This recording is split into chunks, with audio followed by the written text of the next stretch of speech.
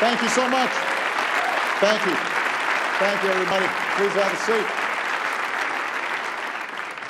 Well, good afternoon, all of you. I was just discussing with President Clinton that if Chelsea begins delivery while I'm speaking, she has my motorcade and will be able to navigate traffic. Because actually it's pretty smooth for me during the week. I don't know what the problem is. Everybody hypes the traffic, but I haven't noticed. Always wonderful to follow Matt Damon. I saw people trickling out after he was done.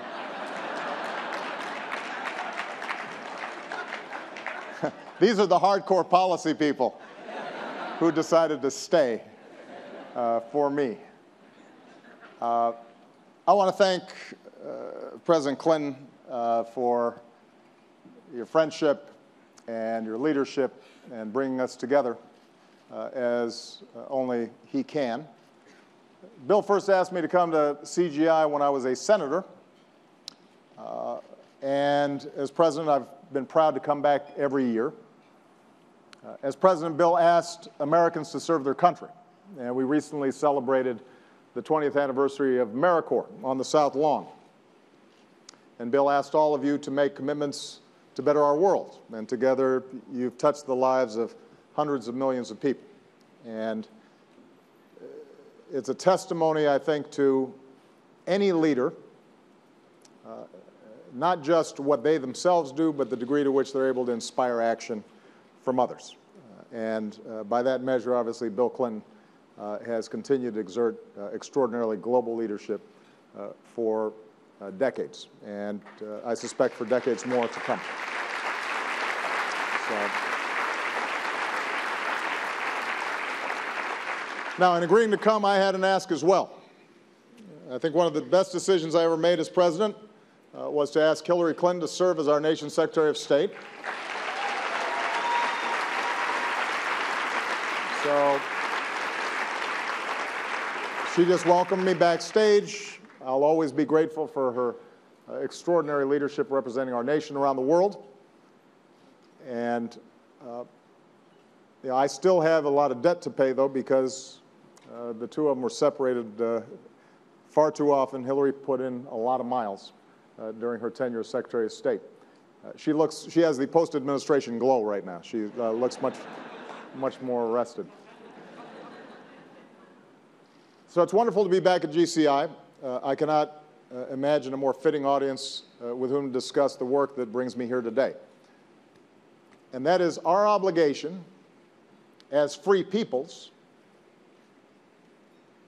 as free nations, to stand with the courageous citizens and brave civil society groups who are working for equality and opportunity and justice and human dignity all over the world. And I'm especially pleased that we're joined today by our many partners in this work: governments, civil society groups, including faith leaders, and men and women from around the world who devote their lives and at times risk their lives to lifting up their communities and strengthening their nations and claiming universal rights on behalf of their fellow citizens. And we're honored by the presence of these individuals. As we do every time this year, presidents and prime ministers converge on this great city to advance important work. But as leaders, we are not the most important people here today. It is the civil society leaders who, in many ways, are going to have the more lasting impact. Because, as the saying goes, the most important title is not president or prime minister. The most important title is citizen. It is citizens, ordinary men and women, determined to forge their own future, who throughout history have sparked all the great change and progress. It was citizens here in America who worked to abolish slavery, who marched for women's rights and workers' rights and civil rights. They are the reason I can stand here today as President of the United States. It's citizens who, right now, are standing up for the freedom that is their God-given right. And I've seen it myself in the advocates and activists that I've met all over the world. I've seen it in the courage of Berta Soler, the leader of Cuba's Ladies in White, who endure harassment and arrest in order to win freedom for their loved ones and for the Cuban people. I've seen it in the determination of Russians in Moscow and St. Petersburg who speak up for rule of law and human rights. I've seen it in the passion of advocates in Senegal who nurture their democracy, and young Africans across the continent who are helping to marshal in Africa's rise. I've seen it in the hope of young Palestinians in Ramallah who dream of building their future in a free and independent state. I see it in the perseverance of men and women in Burma who are striving to build a democracy against the odds. These citizens remind us of why civil society is so essential. When people are free to speak their minds and hold their leaders accountable, governments are more responsive and more effective. When entrepreneurs are free to create and develop new ideas, then economies are more innovative and attract more trade and investment and ultimately become more prosperous. When communities, including minorities, are free to live and pray and love as they choose, when nations uphold the rights of all their people, including perhaps especially women and girls, then those countries are more likely to thrive. If you want strong, successful countries, you need strong, vibrant civil societies. When citizens are free to organize and work together across borders to make our communities healthier, our environment cleaner, and our world safer,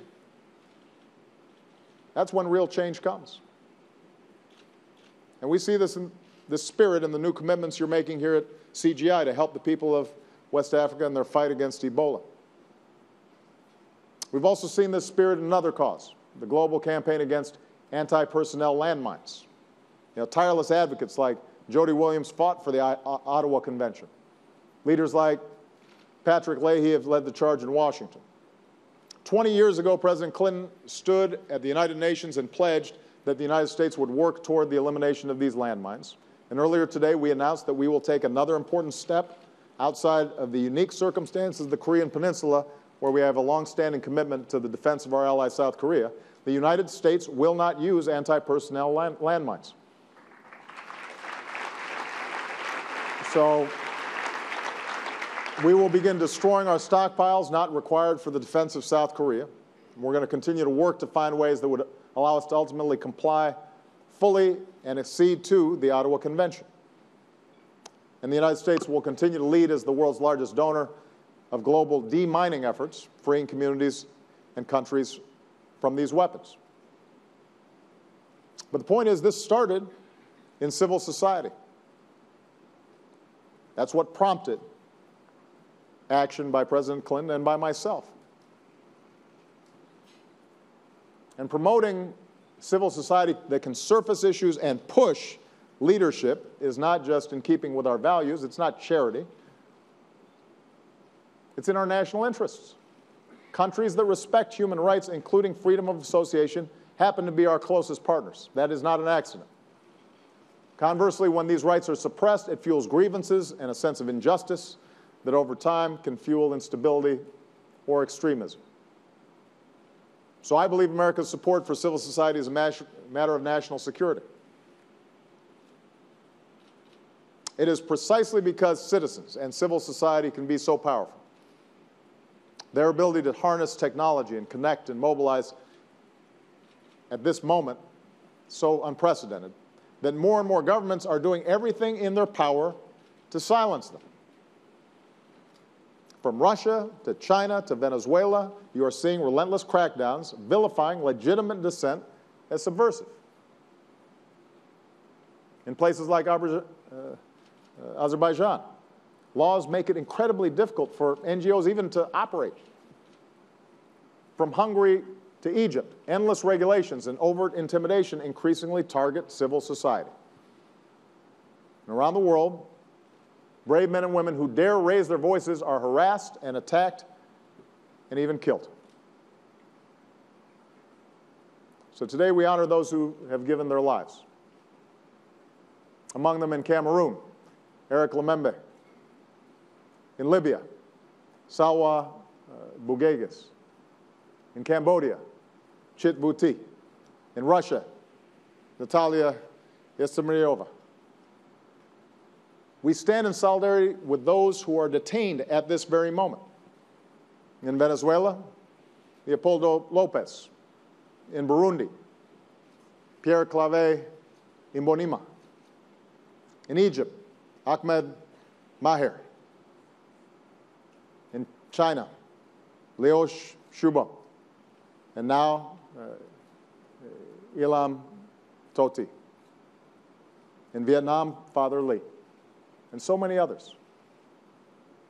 They deserve to be free. They ought to be released. And this growing crackdown on civil society is a campaign to undermine the very idea of democracy. And what's needed is an even stronger campaign to defend democracy. Since I took office, the United States has continued to lead the way, and as Secretary of State, Hillary Clinton helped champion our efforts. Across the globe, no country does more to strengthen civil society than America. And 1 year ago, here in New York, I pledged that the United States would do even more. And I challenged the world to join us in this cause. Working with many of you, that's what we've done. And today I'm proud to announce a series of new steps. First, partnering and protecting civil society groups around the world is now a mission across the U.S. government. So under a new presidential memorandum that I'm issuing today, federal departments and agencies will consult and partner more regularly with civil society groups. They will oppose attempts by foreign governments to dictate the nature of our assistance to civil society. And they will oppose efforts by foreign governments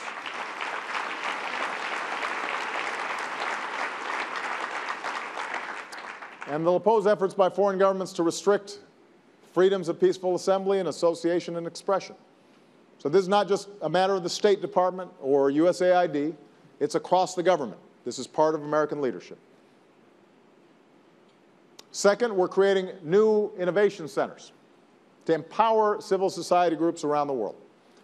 I want to thank our partners in this effort, including the government of Sweden and the Aga Khan Development Network. Starting next year, civil society groups will be able to use these centers to network and access knowledge and technology and funding that they need to put their ideas into action. And we'll start with 6 centers in Latin America, in Sub-Saharan Africa, in the Middle East, and in Asia. Oppressive governments are sharing worst practices to weaken civil society. We're going to help you share the best practices to stay strong and vibrant. Number 3, we're expanding our support and funding for the community of democracies to better coordinate the diplomacy and pressure that we bring to bear. And this means more support for those who are fighting against the laws that restrict civil society. In recent years, we've worked together to prevent new limits on civil society, from Kenya to Cambodia, and we've helped expand the space for civil society in countries from Honduras to Tunisia to Burma. And standing together, we can do even more. And finally, we're increasing our support to society groups across the board. We're going to increase our emergency assistance to embattled NGOs. We'll do more to match groups with the donors and funding that they need. And in the coming months, our Treasury Department will finalize regulations so it's even easier and less costly for your foundations to make grants overseas.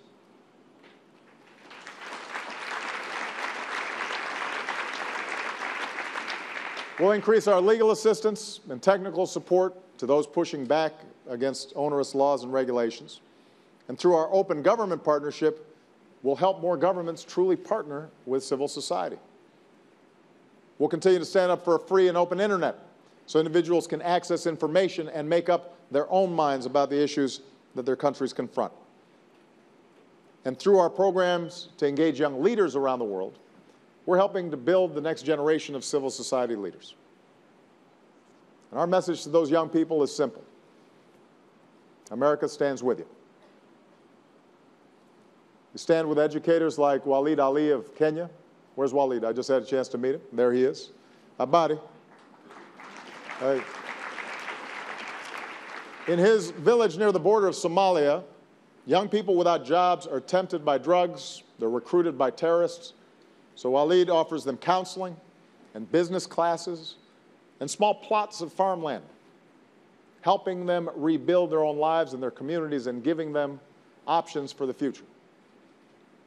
He strives, he says, not just for the idea of democracy, but to cement the practice of democracy. So we thank you, Walid, for your extraordinary efforts, and we stand with you.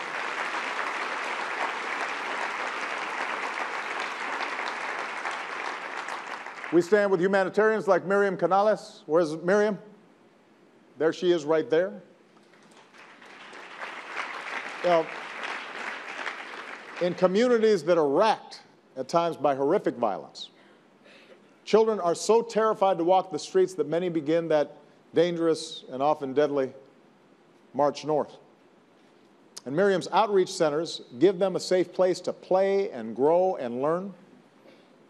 And she says her dream is that people in Honduras can walk free and that young people will have opportunities in their own country. And we couldn't be prouder of you, Miriam, and we stand with you.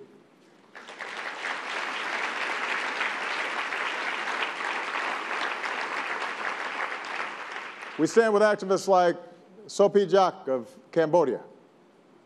There she is, Sophie.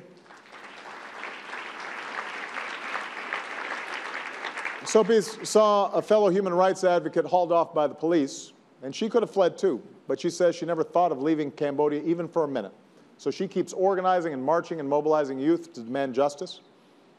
And she says, I dream that Cambodian citizens can enjoy the freedoms that they're entitled to. We could not be prouder of you, and we stand with you.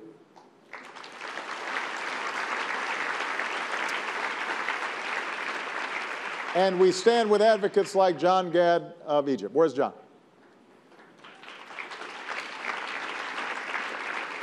Like all Egyptians, John has lived through the turmoil of recent years. As an artist, he uses his poetry and performances to help people discover the power inside them, which is as good a description of being an organizer as anything, and being a leader. And he's been working to help women and girls recover from violence and sexual assault. He's focused, he says, on how to teach Egyptians to accept each other, and he has said that we have rights that we can achieve in a peaceful way. John is the future. That's why we stand with him.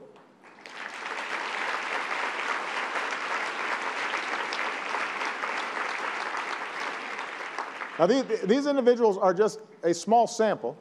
They're just an example of the extraordinary drive and courage and commitment of people that oftentimes are outside of the headlines. People don't do stories on them. When they're endangered or harassed, it usually doesn't surface in the news. But they are those who are pushing the boulder up the hill to make sure that the world is a little bit of a better place. And we live in a complicated world. We've got imperfect choices. The reality is sometimes, for instance, for the sake of our national security, the United States works with governments that do not fully respect the universal rights of their citizens. These are choices that I, as president, constantly have to make. And I will never apologize for doing everything in my power to protect the safety and security of the American people. That is my first and primary job. But that does not mean that human rights can be simply sacrificed for the sake of expediency. So although it is uncomfortable, although it sometimes causes friction, the United States will not stop speaking out for the human rights of all people and pushing governments to uphold those rights and freedoms. We will not stop doing that because that's part of who we are. And that's part of what we stand for. And when governments engage in tactics against citizens and civil society, hoping nobody will notice, it is our job to shine a spotlight on that abuse. And when individuals like the ones I introduced are being held down, it's our job to help lift them back up. When they try to wall you off from the world, we want to connect you with each other. When your governments may try to pass oppressive laws, we'll try to oppose them. When they try to cut off your funding, we're going to try to give you a lifeline. And when they try to silence you, we want to amplify your voice. And if amid all the restrictions and all the pressure and all the harassment and all the fear, if they try to tell you that the world does not care and that your friends have forsaken you, do not ever believe it, because you are not alone. You are never alone. Your fellow advocates stand with you and your communities stand with you. Your friends around the world stand with you. The United States of America stands with you, and its president stands with you. No matter how dark the hour, we remember the words of Dr. King. The time is always ripe to do the right thing.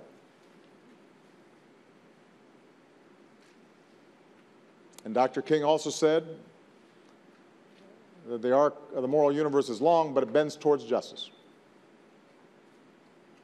The reason we support civil society is because we have seen in this country of ours that it does, in fact, bend towards justice, but it does not do so on its own. It does so because there are hands of ordinary people doing extraordinary things every single day, and they pull that arc in the direction of justice. That's why we have freedom in this country. That's why I'm able to stand before you here today. And that's why we will stand with them tomorrow. God bless you all. God bless all those who are working under tough conditions in every corner of the world. Thank you, CGI. Thank you, President Clinton. Thank you.